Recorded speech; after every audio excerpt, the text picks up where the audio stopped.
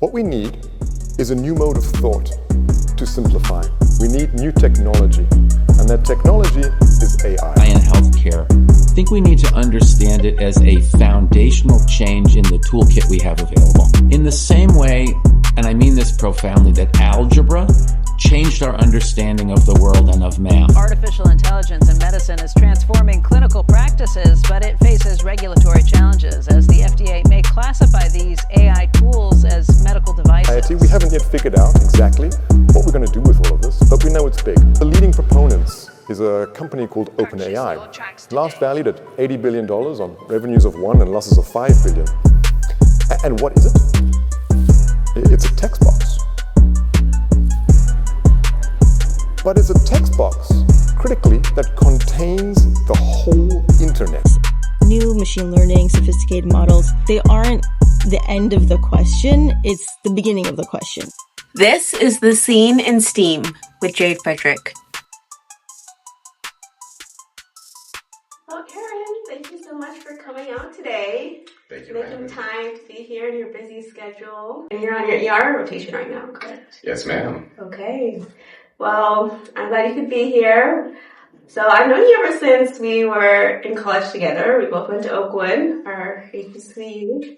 OU. So how have you been since then? You're second year now.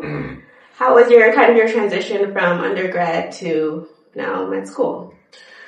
Well, for right now I'm doing pretty well. Like, school's going smooth. I finally learned how to properly swim in this ocean of medical school. But my transition from undergrad to medical school was kind of unorthodox. I didn't really go directly, and I actually participated in a bridge program called MMS. And that, to me, honestly, was one of the best blessings I could have asked for. Because to be honest, if I went directly into medical school, I probably wouldn't be where I am today. Having that opportunity to do the bridge program really helped me to build the confidence that I needed to truly strive in medicine. Yeah. Cause at Oakwood, I learned myself there. Cause growing up, I was homeschooled for the majority of my life. And then father being in the military, we were moving a lot. So I didn't really get to be around others. And, I didn't get to be around other, Black students. So for instance, being at HBCU was really, really good for me there. And also being at Oakwood helped me to build my spiritual foundation. I feel that honestly is what's really bringing me through medicine right now. Just taking day to day, just relying on God. Awesome. I didn't know that you were from a military family. Oh yeah. All around. Yeah. Army all the way. And I remember MS, the medical master's program. I remember seeing you some days. I'm like, Aaren, how's it going? You're like, I don't know, Jade. I was in the trenches. And I felt the same way in my first year of medical school. I know, though, all my friends who did MS, when we got to first year, they were chilling. They were like, oh yeah, we've seen this before. Yeah. We know the drill. So I definitely think it's of benefit. And there's no really drawback to seeing material, several times. Coming from an HBCU, an environment that was a little bit smaller, it had, a majority Black and then also Christian, S.T.E.A. How do you feel as if that, experience impacted your medical school education or kind of the experience that you had while in medical school? Honestly, in several ways, but primarily through the community aspect and the mentors I gained being at HBCU. That really helped me not only develop my confidence and spiritual foundations, like I mentioned, but helped me build my professional self, which I realized needed a lot of work when I got into MMS, because I was really just all about books. I wasn't really all about the socializing aspect and knowing how to be Aaren in a professional setting. So being at HBCU, I feel really helped shape that side of me. And it's really translated well into medicine. Granted, it's needed some modeling, it still needed some tweaking still, but I feel I am now better because of my experience. Awesome. Yeah, because sometimes And I think HBCUs get a bad rep sometimes as not being, as elite as other schools, being to medical school. I think our experiences at Oakwood, like I think it's just beneficial to be surrounded by Black excellence and people who are also like striving for greatness and look like you. Also, we have such a strong support system in Oakwood and people who really fight for you. And, it's a great foundation that I definitely benefited from as well. And then you said, you improved as far as your, what did you call it? Your professional? My professional stuff. Okay. Yeah. What do you mean by that? Generally for me, anytime I was in a professional setting, especially starting out in MMS and even as a first year, I would get really intimidated. So, well, not even in MMS, even at Oakwood, I would be really intimidated in professional settings. I always am overthinking how I'm supposed to present myself because being a minority, I already know that some individuals, they put me in a certain box. So, and I kind of had that experience even in high school, being at a predominantly white high school. I always had to prove myself in a sense. So that level of intimidation and just overthinking, is something I was really working on. And Oakwood helped me to improve that. And they gave me the skills or really the tools to work on it. And in MMS and as a first year, I was able to really chisel out the best version of myself for that. Well, that's awesome. And, congrats on getting to where you are now. I know, MS first year is not easy. And MS specifically because, from what I've heard, you guys hardly get any resources. Out just swimming on your own. I feel like the world's against us sometimes, because we're usually the last ones to figure things out. And to be honest, I would consider that more stressful as first year because you generally don't get any second chances. You really prove yourself in a gladiator arena. So I feel that also really played a part in who I am today. Mainly because out of all things, it really helped build my spiritual self. I always knew to rely on God, but I realized I may have put God on the side burner sometimes, and put school first. And I think God was really saying when school goes wrong and you're not the best in your class, who are you? Yeah. And that's kind of what I discovered, during MMS especially.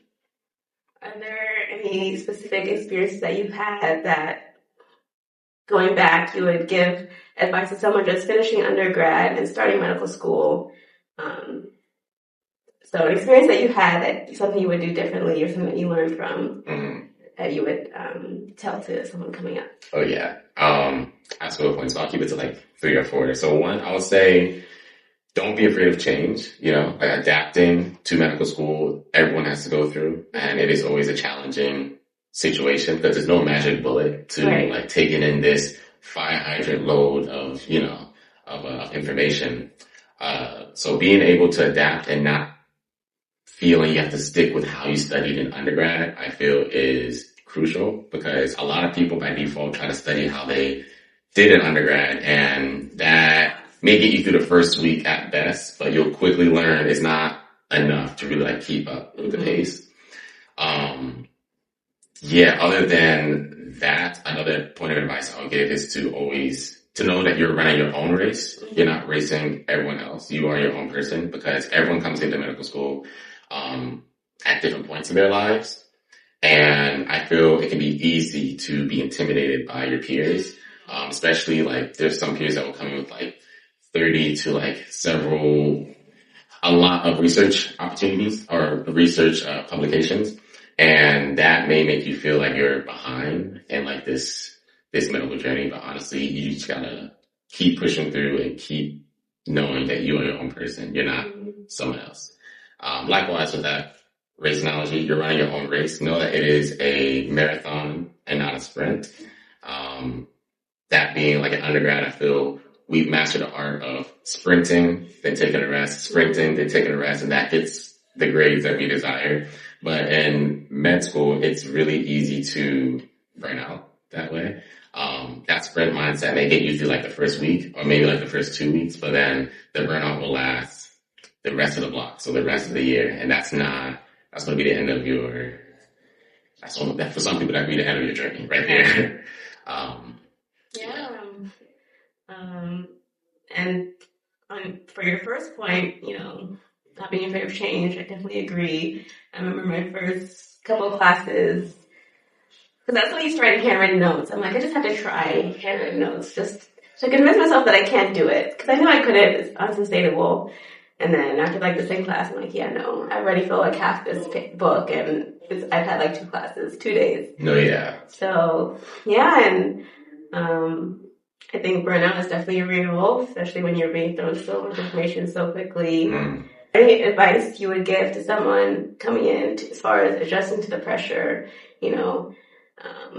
things to just keep their head on straight and, kind of give them balance in life? I know you've kind of been a fan of like fitness, and you would tell me about like your fitness, and it wasn't a business. What was it? It was like a little initiative. Yeah, your initiative. Yeah. Fitness initiative. Yeah. I know that kept you balanced, but I guess what advice would you give to others and based on your experiences? I would say, like, for one, balance is key. Coming into med school, it's really easy to like enter your own cave and just like stick behind your laptop or behind your books for 24/7 studying, and that again just leads you to that burnout. I feel balancing with fitness, like being active, and your diet as well are really important keys to like keep yourself sane. I can say from experience in MMS, because I was just trying to learn how to adapt, I actually put that fitness aspect and even some like dietary elements on the back burner to try to get the most info, like to study the best I can, and that quickly I saw was detrimental, and I had to recoup from that. But I feel using resources such as like ChatGPT, like using that to help schedule your day, I feel is really crucial. It really makes life easier. Yeah. And balancing all the matters of life, because adulting is hard. Adulting is wild. So absolutely. Yeah. No, there are a lot of varying opinions on AI, but I don't think we can deny that it's coming, and it's coming quickly. And we either need to figure out how to use it to benefit us and improve the work that we're doing, or let it like overwhelm us for sure. So I agree with you on chat. But that's the majority of the questions I had for you. But thank you for joining me today, Aaren. I know the first time I did this, afterwards you're like, so where was my invite? Why didn't I get an interview? And I'm like, Aaren, I didn't know you wanted an interview. But of course I had to interview you. You have so much experience. And I think you have a lot to teach me and everyone else behind us. So yeah, how did it go? How did you feel? What did you expect? This was great. This was like a wonderful opportunity, and I hope you invite me again sometime in the near future. But yeah, I'm blessed. Thank you so much for tuning into this episode of The Scene in STEAM. I'm Jade. If you'd like to help out students studying science, technology, engineering, art, and math, please check out the links below. And I hope you can join us for the next episode.